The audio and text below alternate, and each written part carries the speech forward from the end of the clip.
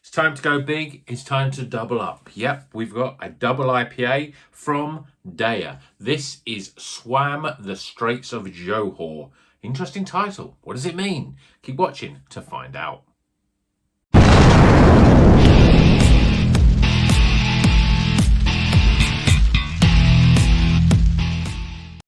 Welcome back to Rocker's Beer Review. We're heading to DEYA and their double IPA.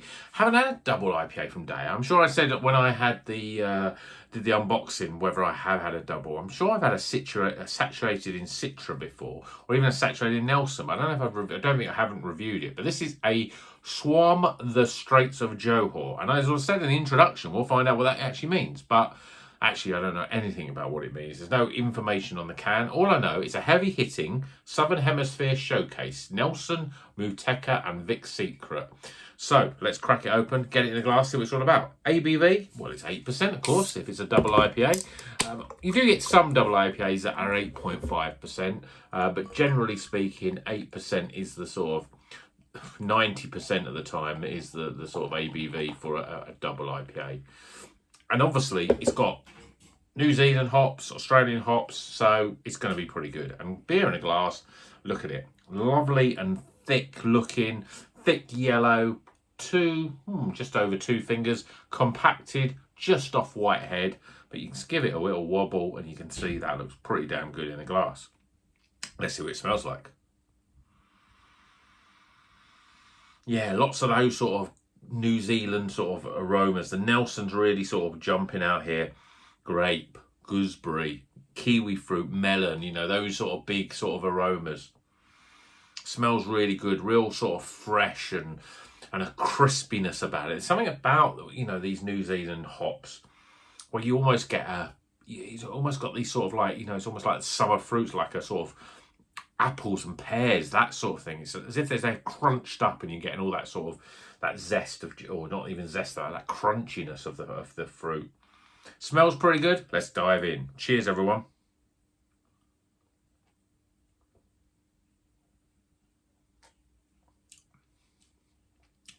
Oh, that's really, really good. Loads of flavour. It's got a silky sort of body to it, very DEYA-esque.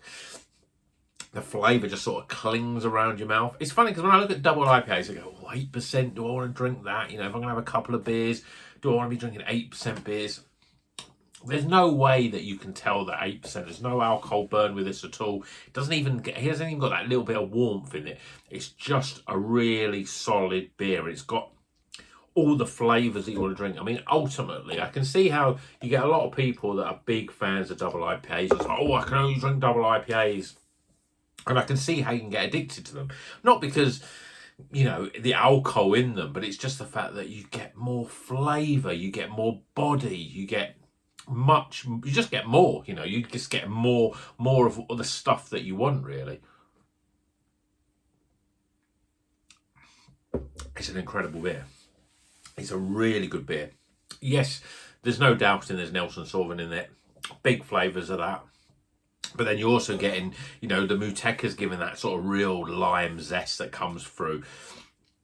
There's a bit of stone fruit mango in there as well. But it's all about the New Zealand sort of flavours. It's all about the kiwi and the melon and the gooseberry and the white grape. There's all of that's in there. There's a grapefruit coming through it, and there's sharpness of lime, lemons as well, of course. But this does not taste like I say it doesn't taste like a double IPA. It doesn't taste like a highly alcoholic, with 8%, let's face it, that is a high alcohol beer. It doesn't taste like that. It tastes like fruit juice, really. Great body, soft, smooth, creamy.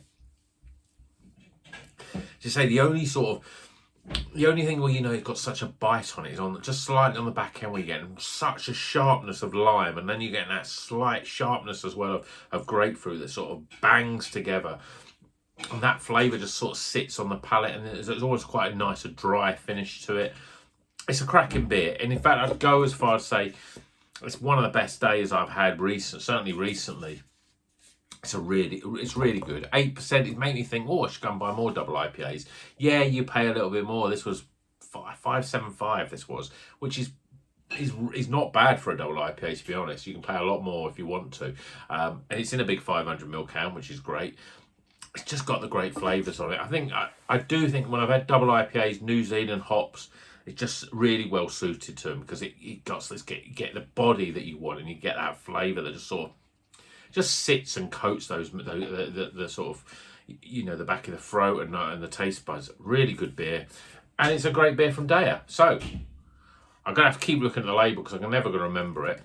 I swam the Straits of Johor. If anyone knows what that means, let me know in the comments.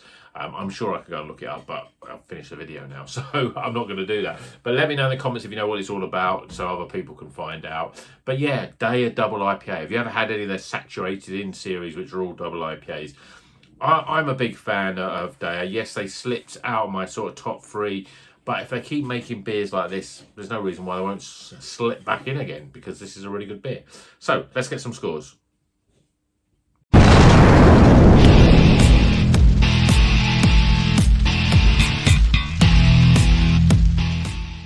Welcome back to Rocker's Beer Review.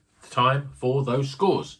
The scores are in for Swam the Straits of Johor, double IPA. We've got Nelson Sauvin, we've got Muteka, we've got Vic Secret.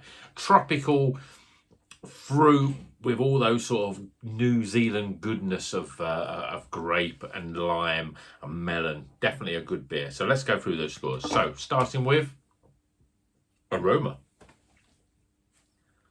appearance,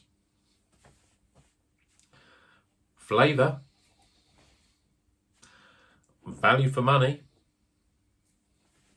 my overall experience, and that gets, it's a recommended score of. Hope you've enjoyed the video. Please like and subscribe, and until the next one, you know what you got to do.